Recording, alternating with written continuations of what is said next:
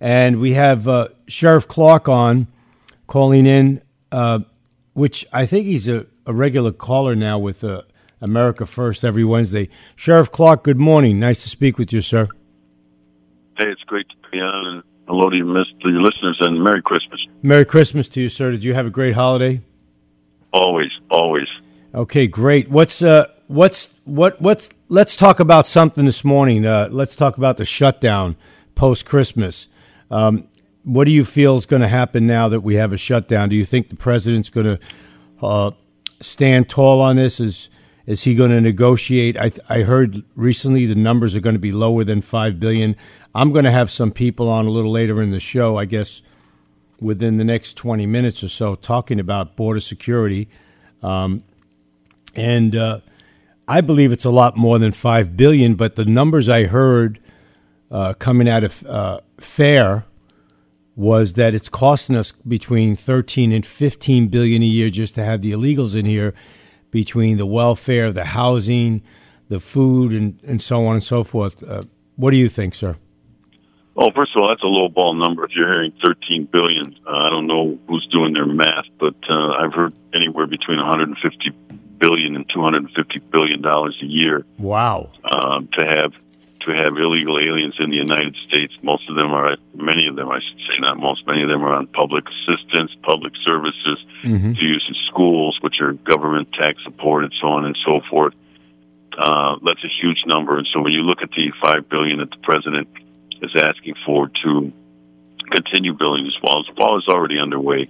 The media won't report it because they don't want to give the president a political win. And that's how the Democrats, Nancy Pelosi, Chuck Schumer, the New York Times, the Washington Post, that's how they're looking at this as a political deal where the President of the United States is talking about it in terms of border security, safety for the people of the United States, and United States sovereignty. Well, when the president announced, Sheriff Clark, when the president announced that he was pulling troops out of Syria, and they made such a big hullabaloo about it, like it was a shock treatment, and his generals and his military, they don't know what to make of it. And Mattis was going to leave anyway, but it sounded like he left quicker. And Bolton's like in, sugar shock or something. He could have just said, hey, I got to pull him out because we're spending all this money defending Syria. We'll just put the guys on the border. What do you think? Yeah, not only that, but American lives. Look, this is a president. This is, again, a decision that the commander-in-chief gets to make. When you make these decisions, not only when to withdraw, but when to go in, use military force, there's always going to be divergent views. We know that. There's nothing wrong with that. Everybody doesn't have to be thinking the same thing. However, the president indicated during his campaign, President Trump, that he was going to do this. He wanted to do this. I'm still waiting to, and I've been going back. What I like to do is I find an issue that people are talking about today, and I go back to see when did this thing start and how did it start. When I go and look back, Obama went to Congress to get authorization to use military force in Syria, and the Congress turned him down, including many Republicans. So all of these people coming out of the woodwork now talking about this vital interest, of which they are not able to explain. See, that's just a phrase, vital interest. Or there's no vital interest in Syria. Now, if you want to talk about in terms of the influence that Iran and Russia might have, that exists all over the world. That exists all over the Middle East. Radical Islamic fundamentalism is the problem in the Middle East. So, of course, we have an interest there. I don't know how vital it is because it exists all over the Middle East. So this is a decision that it's not easy to make, but we're going to get leadership out of this president. We're not going to get this flip-flopping around, this split the baby, this, what do the polls say today? We're not going to get that kind of decision-making out of this president. Well, I voted for Trump. Obviously, you know that. And, if you look at his past as a businessman, no matter what decade he was in his life, Trump's the same as yesterday, and he'll be the same tomorrow. And I think the fact that, he took out as many candidates in the Republican Party as he did, and he beat the favorite, Hillary Clinton, nobody should be surprised. Every day they wake up with these surprises. Oh, my gosh, I can't believe this. I can't believe that. listen, it's a national security, as you know, sir, it's a national security issue. And, America comes first. As another famous radio host friend of mine says, they're not on our side, Sheriff Clark. No, they're not. So what else do you see going on? Not just border wall. What else is happening in the country? I know you're working with America First policies. What's coming up for January? Yeah, the interesting thing is now that we have this fractured government in Washington, D.C., but even when you had it under the control of the GOP, the Congress, they weren't really together anyway. But it'll be interesting to see how the president navigates this thing. As far as this government shutdown, which is only a partial shutdown, that boogeyman doesn't scare anybody anymore. And I think the Democrats found that out. I think they realized that when Schumer and Pelosi went to the White House, I think it was a week before last, and basically the president said, bring it on, bring the shutdown on. I don't care about that. And I think they were shocked by that because they know that when you mention government shutdown, Republicans on the Hill, they run like their hair's on fire. They run from it like it's the plague. And the president just stared it down. The president's made it very clear. I've been listening to him, and he's quoted, and the quotes are accurate. He says this thing is going to stay shut down until we get funding for the wall. Now, how much will that be? I don't know, but I'm not going to quibble. If it's at 4, is it 5, it's 3.5. The fact is, he said some time ago, after that last craptacular omnibus sandwich that they handed him, with all of his spending and no funding for border security, and he was forced to sign it because it had the military spending in there, which he wanted. But he said back then, I will never sign something like this again. So he told McConnell and Ryan, don't send it up here. We can blame the Democrats for a lot of this, but we can't blame them for everything. The Congress for the last 2 years, why did McConnell and Ryan wait until the 11th hour to take this up? The president offered a 4-pillar plan to fix this illegal immigration, this broken immigration system at the State of the Union, for heaven's sakes. At the State of the Union address, they had 2 years. They had a year, I should say. The first one was not the State of the Union. But they had a solid year to be able to do something with this, and they wait until the 11th hour to take it up. So he's made it clear this thing is staying shut down. The thing is, Colonel, is that most people, after a while, they're not going to notice, and this thing's not going to even get anybody's attention. I agree with you, sir. And the fact that they thought maybe he was going to change. I'll tell you what happened with Ryan, in my opinion. What I think happened with Mitch McConnell and Ryan, they're rhinoceroses. They're the rhinos, and they play to the rhino and the left of the rhino people up there. And they, it was like, hey, you're not a political guy. You're a Johnny-come-lately. But they didn't realize that, he's going to stand strong and he's for the people. Ryan's going to bail out, sir. You know what's going to happen. He's probably going to wind up at Goldman Sachs or one of these places.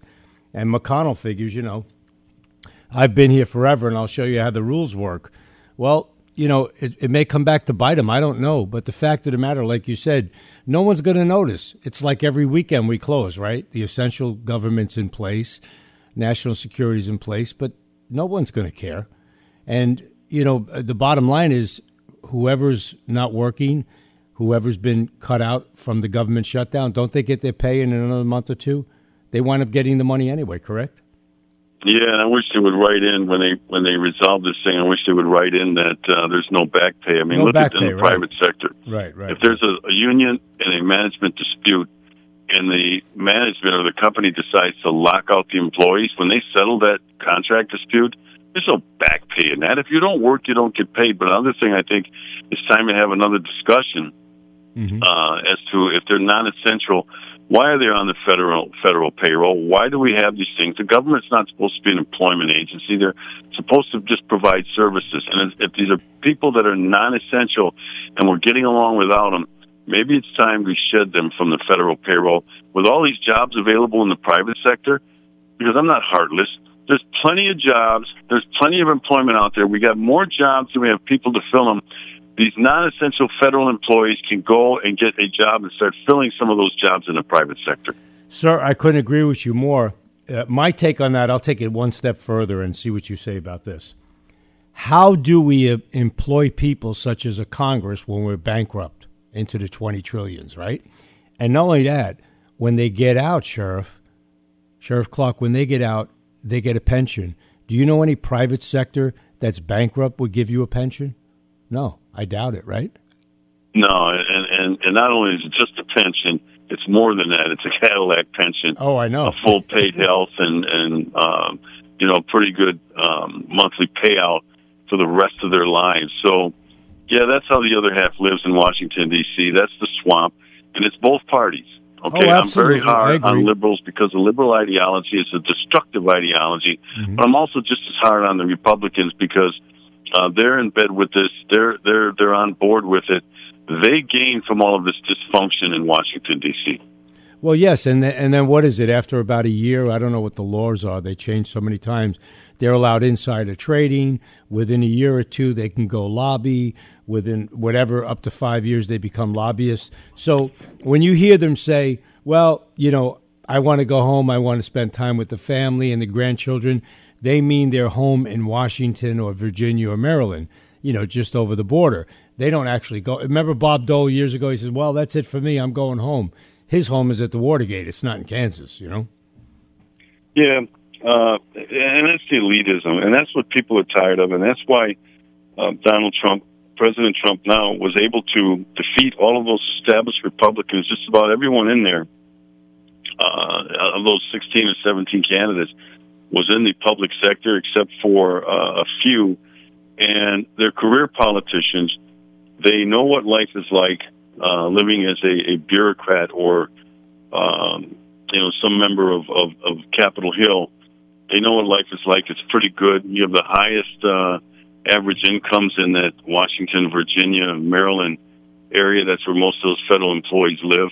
Some of those federal employees are important. They do good work. They're hard workers. But I'll tell you what, there are a lot of jobs. You can just walk around, walk at some of those buildings, the federal buildings, walk into some of the other entities run by the federal government, like the National Archives and places like that. You see people standing around. You see people. Oh, of course, working there.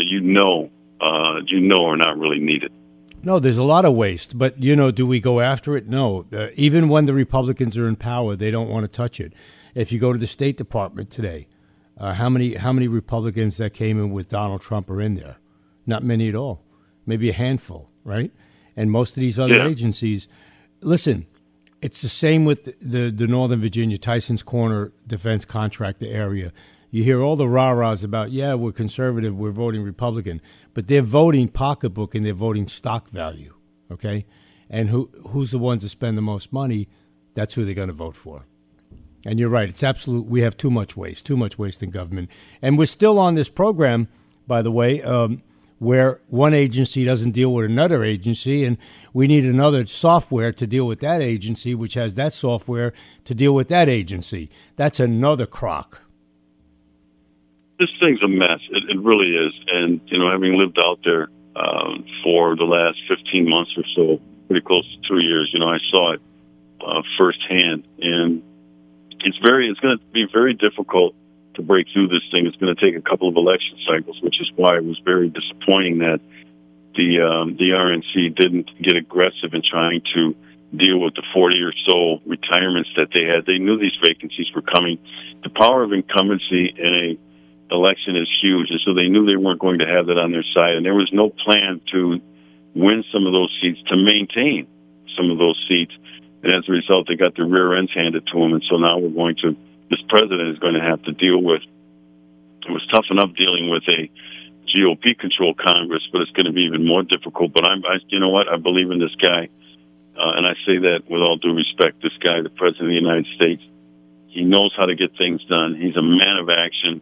He says what he means what he says, and he realizes you only get 4 years in a cycle, and you have to get something done in those 4 years, and that's why he's pushing these buttons that other people would never even go near. Previous presidents, they wouldn't even go near it. But the thing that I find most remarkable, Colonel, is the fact that he's been able to accomplish as much as he had with all of this resistance, it's amazing. No president totally has amazing. faced this kind of resistance. Totally no amazing. president in our modern history has faced this kind of resistance. If it was the average politician, they would have resigned already. You know that. They would have resigned a long time ago. I think the average person wouldn't even have got into this thing because they'd have known firsthand. And President Trump came in with a plan. There was a book that he wrote. I think it was the late 80s, might have been early 90s. It's The America We Ought to Have. I encourage everybody to read it. Everything that's in that book, and remember, this was printed some time ago. Oh, yes. Everything that's in that book that he talked about then, he's talking about today, and all he's doing is he's operationalizing what he wrote about when that book, The America We Ought to Have, was printed. Well, I know he's grateful to a grateful nation, and I mean, he's done extremely well, and no one handed it to him. He worked very hard. Yeah, he had a few bucks as a startup, but look at what he did with the few bucks as a startup. I mean, it became billions of dollars, and he didn't have to leave the luxury life to go serve the nation, where these people, they leave a loose life where they don't have anything, come in with $29, and they go out with $29 million, and you and I both know how that works. Well, look at the Clintons, look at the Obamas. I think they're living proof of what happens when you go and you just spend just enough time in Washington, D.C., feeding from the federal trough, that it can be very lucrative. And like you said, Paul Ryan is going to experience that. And Paul Ryan's a friend, but I'll tell you what, I'm very disappointed in his leadership as the Speaker of the House. Didn't get done nearly as much as he could have and that he should have.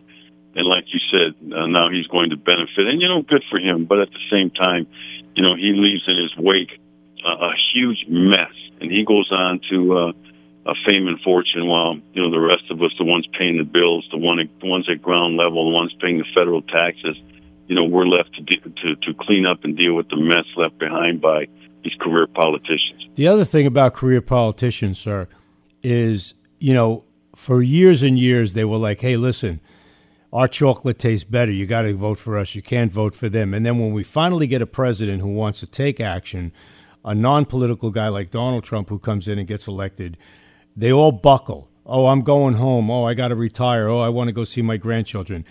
All these years we kept them in government, and now they're going to get that benefit, the pension, and all the bennies, and the perks, right? They could have stayed one more cycle for the president. But they just, they took the golden parachute. And that's really, really a big disappointment to me.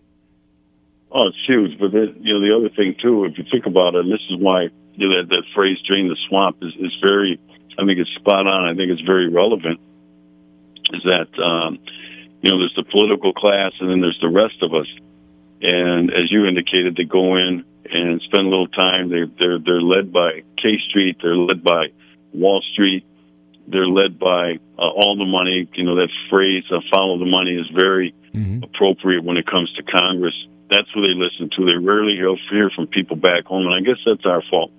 Because I've talked to people on the Hill, and they said, you know what, we rarely hear from our constituents back home. And they take advantage of that. That means to them, we don't have to worry about that at election time. We'll go back. We'll spew all this hot air and all this rhetoric about, vote for me and I'll set you free and all that stuff. And then we, this is our fault. We go to the polls, and that's what we do. But some of the reason that we do it, I'm not going to be too hard on the voter, on the elected, is because this stuff's run by the parties, and the parties put up the people. They say, here's your choices. You got A or you got B, and that's it. You can try to do a write-in campaign, but those things aren't going to work. So, this whole thing is controlled by the ruling class. That's what I call those people in Washington, D.C., the ruling class. Well, guess what? They've been ruling, and I don't know. Will it make the next election cycle? I don't know. You got to reorganize the RNC, just like the DNC. But the only thing, Sheriff, you and I both know, Democrats can disagree on everything, but when it comes to fighting the fight, they stand tall. They stand together. It doesn't matter. Yeah, it's a lesson in one team, one goal, because before the midterms, I was all over the country on behalf of America First, promoting the president's vision to make America great again, to promote his policies and his directives. And I kept reminding all these GOP groups, that's mainly who I talked to, one team, one goal. put your ego to the side, put your agenda to the side, check your agenda at the door, and vote for the best interest of your party. And it's a very tough thing to do when you're on the GOP side, because you have a lot of different views on things. There's nothing wrong with that. But in the end, when the rubber meets the road, one team, one goal. But it was a very tough thing to try to get Republicans to focus on because of the, like I said, the divergent views on how we should get toward the America that we all love and know, and the ones that the founding fathers handed down to us to pass on generation to generation. Well, the same thing's happening in the Commonwealth of Virginia. I mean, they're pretty much decimated. You know, no one backed up the candidate for Senate. They probably could have did a lot better on the national level coming out. Mike Pence just did a little tap dance, one or two places for a couple of House people. And the party, the Republican Party in Virginia, it's just so dismantled. They can't come together on anything. So the Democrats just came in and did a sweep. You know, that's where I am now in Arlington. And so when I went to vote back before the midterms, you know, I looked at the big voting card and I was shocked. There's nobody here to vote for. No. You know, you had the U.S. Senate race, of course. But other than that, most of the individuals there, you know, are liberals, they're left-leaning, and anybody who had R after their name didn't really have a viable campaign. You know, they might have got enough signatures to get on the ballot, but didn't have the money, didn't have the support, and so it hurt them. But, you know, this is what happens at election time, and that's why it's important for people. And you can't just run for Congress. Everybody can't run for Congress or run for the Senate. Run for school board, for heaven's sake. Right. Get control back of the public school system. You know, run for city council, run for town council, or for, you know, a county board position, something like that. But, you know, too many people, they want to, you know, run for Congress their first time out, and it's a very difficult thing to do. But, you know, who was it?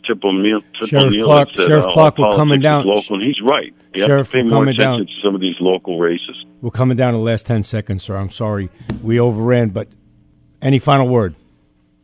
Hey, Merry Christmas, Happy New Year. I won't get to talk to you before then, and I hope it's a great Same to you and your family, sir. Happy New Year. Thank you.